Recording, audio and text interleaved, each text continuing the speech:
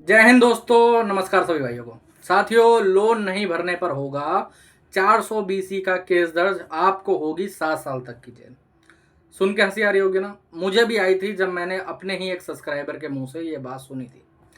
आज हुआ क्या, आज का मैं पूरा सीन आपको बताता हूँ। आप लोग भी हंसोगे, लेकिन आपको इस वीडियो के माध्यम से बहुत ज़्यादा अच्छी जानकारी पहुंचेगी और आगे चल के आपको कोई भी रिकवरी वाला कभी भी ना तो डरा पाएगा, ना ही कभी टेंशन दे पाएगा।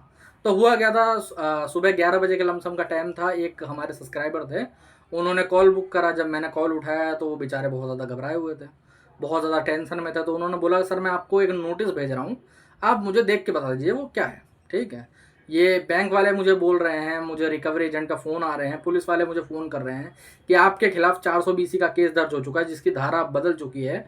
बीएनएस के 316 और 318 हो चुके हैं वो। ठीक है, अमानत में ख़यानत, जो आप लोग जानते होंगे, तो वो बन चुके हैं ये। ठीक है, और मेरे खिलाफ उसी धारा के अंदर केस दर्ज हो चुका है। मुझे पुलिस वाले फ़ोन करके परेशान कर रहे हैं, उनके एडवोकेट का फ़ोन आ रहा है। तो ये सुन के पहली बार में मैं समझ गया कि कुछ ना कुछ तो गड़बड़ है। ठीक है, ऐसा हो नहीं सकता। तो मैंने बोला कि भाई साहब, आप एक काम करिए, मुझे जो कंप्लेंट वगैरह या फिर जो भी हुई है, जो भी समन वगैरह आपको रिसीव हुआ है, आप मुझे भेजिए, मैं चेक करता हूँ। ठीक है, उसके बाद मैं आपको कॉल बैक करता हूँ। जब मैंने देखा तो वो कंप्लेंट भी रियल थी। अब आप लोग सोच रहे होगा ना माइंड में कि यार कंप्लेंट रियल कैसे हो सकती है, क्योंकि ये धारा तो लगनी नहीं चाहिए, ये तो सिविल का मैटर है, इसके अंदर क्रिमिनल चार्जेस कैसे आ सकते हैं, इसके अंदर क्रिमिनल चार्जेस कैसे आ सकते हैं, और इसके अंदर क्रिमिनल वाली सज़ा कैसे हो सकती है किसी को, और पुलिस वाले क्यों फ़ोन कर रहे हैं। ये तो पुलिस का मैटर ही नहीं है। पुलिस का काम तो है लॉ एंड ऑर्डर मेंटेन करना। ठीक है, बट ये लोन के मैटर में किस लिए आके बात कर रहा है, और एडवोकेट क्यों फ़ोन कर रहा है। एडवोकेट तो कभी फ़ोन करता ही नहीं है।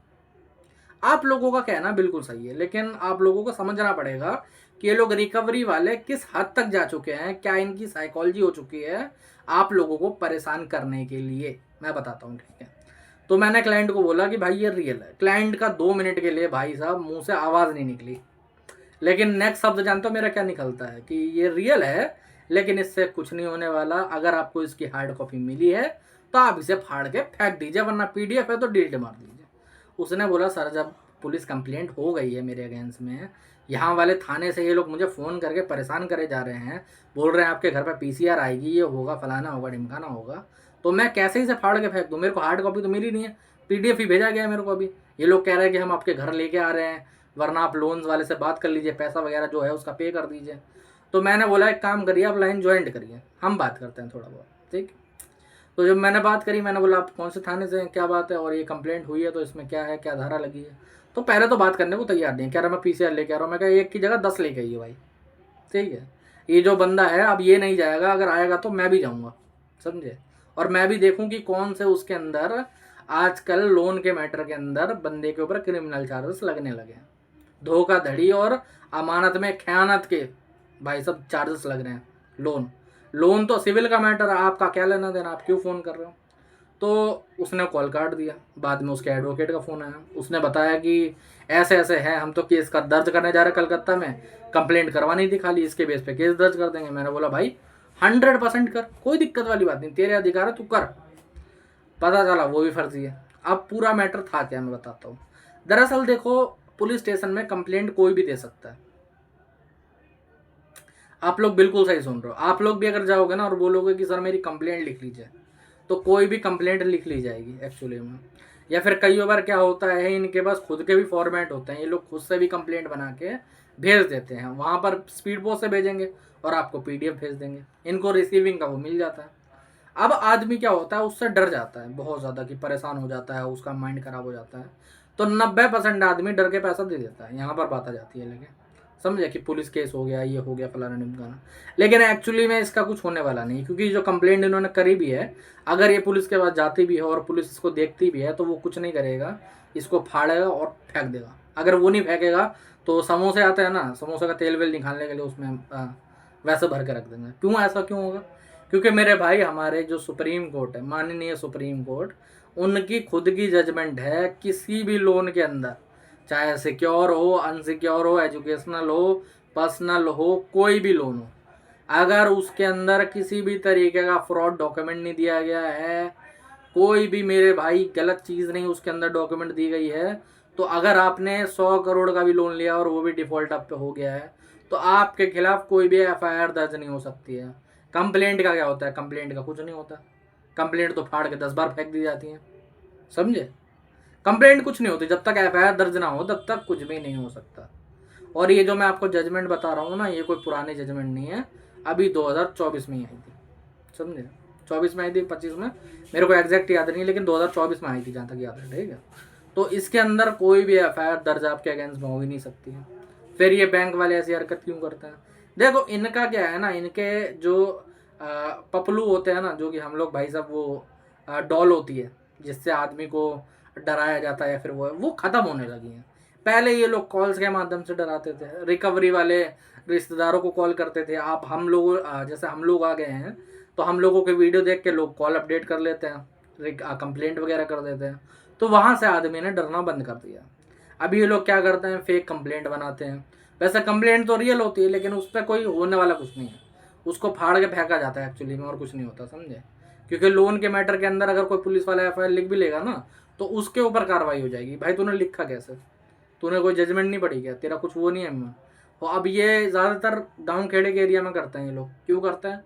क्योंकि वहाँ पर क्या होता है, वहाँ पर जो हमारी मतलब जो स्टाफ रहता है ना, वो लेके थोड़ा बहुत कई बार कॉल कर लेता, आएगा नहीं, कॉल कर लेगा कि भाई तू दे दे, तेरे खिलाफ कंप्लेंट हो गई है, ये हो जाएगा फलाना ढिमकाना। तो आदमी डर के पैसा दे भी देता है, ये हो जाती है बात, समझे। लेकिन आप लोगों को डरने की ज़रूरत नहीं है। आपके खिलाफ इस धारा के अंदर कोई भी एफआईआर कभी हो ही नहीं सकती पूरी ज़िंदगी में, समझे। इंडिया के किसी कोने के अंदर तो कभी भी नहीं हो सकती, समझे। बाहर देश का पता नहीं, यहाँ के अंदर तो नहीं हो सकती, ठीक है। आप चाहे तो दिल्ली रहो, मुंबई रहो, कलकत्ता रहो, बेंगलोर रहो, जम्मू कश्मीर क्यों ना रहो, कहीं पर भी नहीं होगा। इंडिया के किसी भी थाने के अंदर आपके खिलाफ कोई भी एफआईआर कभी भी दर्ज नहीं होगी। यही चीज़ मैंने उन्हें समझाने की ट्राई करी, लेकिन होता क्या है ना, जब आदमी परेशान होता है तो उसको रास्ता दिखता नहीं है, समझे। उसको लगा कि भाई साहब मैं थोड़े पैसे भर देता हूँ, थोड़ा बहुत हो जाएगा। हुआ क्या था, जब शुरुआत में पुलिस वाले का नहीं मतलब वही 10वीं फेल रिकवरी वाले का पुलिस बन के फ़ोन कर रहा था वो फर्जी। तो उस टाइम पे क्या हुआ था, इसने 1000 रुपये पे कर दिए थे बेचारे ने कि सर आप तब तक 1000 रुपये लो, मैं और पैसे का जुगाड़ करता हूँ, ठीक है। अब वो 1000 रुपये इसने पेमेंट कर दी लोन की थोड़े, तब तक जो एनपीए होने वाला था वो नहीं होगा, अब 1 महीने बाद होगा। तो इसीलिए मैं आप लोगों पे कहता हूँ कि कोई भी डरने घबराने वाली बात नहीं है।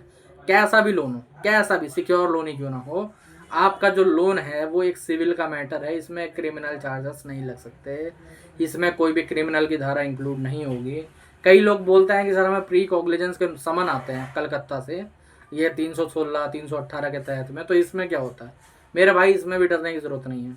इसमें भी क्या होता है, एक बार अगर आप बेल ले लेते हो तो उसके बाद आपका ये जो केस है वो क्लोज हो जाता है,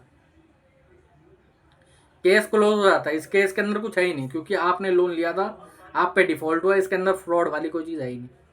ये लोग ट्राई करते हैं कि भाई साहब बंदे को परेशान करने की ट्राई करी जाए, यहाँ से पैसा नहीं दे रहा तो वहाँ से देगा, वहाँ से नहीं दे रहा तो वहाँ से देगा। इन्होंने टीम ही इसलिए बैठाई है। ये लोग क्या करते हैं, अपने पैनल पे एडवोकेट बैठाते हैं, अपने पैनल पे रिकवरी वाले बैठाते हैं, फिर टेली कॉलर बैठाते हैं, फिर होम विजिट वाले आते हैं, समझे। क्योंकि इन्हें पता है कि भाई साहब हमारा जो रिकवरी हो रही है वो उन बंदों से हो रही है जो कि एक्चुअल में बिल पे कर रहे हैं। जैसे मान लो कोई बंदा डिफ़ॉल्ट करता है, उसने डिफ़ॉल्ट करने से कम 3-4 साल पहले तक लोन भरा होगा, है ना, उनका पूरा लोन उसी में हो जाता है, समझे। उनका लॉस कभी होता ही नहीं लोन कंपनी का, क्योंकि इनका ज़्यादातर पैसा पहले ही निकल आता है। ये लोग उसके ऊपर जो मोटा चार्ज करते हैं, एनबीएफसी तो कई बार 50-50% कर लेती है चार्ज। कहाँ से देती है? कस्टमर ही तो दे रहा है, अपनी जेब से तो दे नहीं रहे।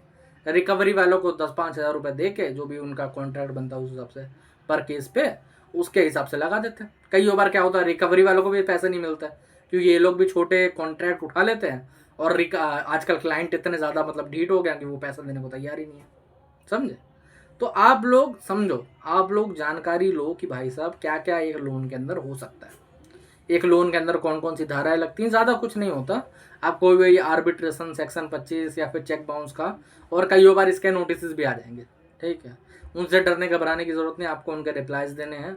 आपके ऊपर कोई भी केस फाइल नहीं होता रिप्लाई देने के बाद, ऐसा 99% केसेस में नहीं होता, क्योंकि आप वहाँ पर एक जेन्युइन डिफ़ॉल्टर बन रहे हो।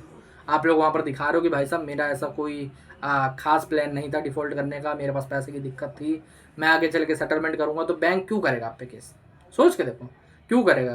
कोई करने का रीज़न बनता है, उसको भी पता है वो केस करता होगा तो क्या उसका पैसा बर्बाद नहीं हो रहा होगा? उसकी जो एडवोकेट की टीम है, जो कोर्ट फीस है, जो सारी चीज़ें हैं, वो सब भरना पड़ता है उनको, समझे।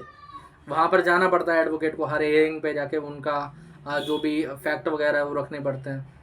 तो इसीलिए आप लोगों को ये समझना पड़ेगा कि आपको ये जो खेल है, जो कि डर का खेल बना हुआ है, बैंक वालों ने आपके माइंड को परेशान करने के लिए कर रखा है, आपको मेंटली टॉर्चर करने के लिए ये सब करते हैं वो लोग। तो आपको मेंटली टॉर्चर होने की ज़रूरत नहीं है। किसी भी लोन के अंदर मैं फिर कहता हूँ कोई भी क्रिमिनल चार्जेस नहीं लगेंगे, किसी भी तरीके का कोई भी क्रिमिनल ऑफेंस नहीं है ये। इसमें ना पुलिस इन्वॉल्व होगी, कोई एडवोकेट आपको कभी फ़ोन नहीं कर सकता, कोई पुलिस वाला फ़ोन नहीं कर सकता। अगर वो फ़ोन कर रहे हैं तो 100% वो फर्जी हैं, समझे। आप लोग डरे नहीं, आप लोग घबराए नहीं, टेंशन लेने वाली कोई बात नहीं। अगर इसके बाद भी कोई प्रॉब्लम लगती है, कोई परेशानी लगती है, तो मेरे भाई ऊपर मेरा नंबर आ रहा है, आप मुझे व्हाट्सअप पर मैसेज कर सकते हैं, व्हाट्सअप के माध्यम से जुड़ सकते हैं, ठीक है। फिर चाहे आपको कोई लीगल नोटिस आया हो, कोई रिप्लाई लिखवाना हो, कोई कॉल फॉरवर्डिंग की सेवा लेनी हो, विजिट रुकवानी हो, या फिर कॉल से आप लोग छुटकारा चाहते हो, तो आप लोग व्हाट्सअप पर हमसे जुड़ सकते हो, ठीक है। आज के वीडियो में इतना ही। आज के वीडियो में यही जानकारी आपको देनी थी। अगर वीडियो अच्छा लगा हो तो चैनल को सब्सक्राइब कर लेना और वीडियो को लाइक कर लेना, ठीक है। जय हिंद।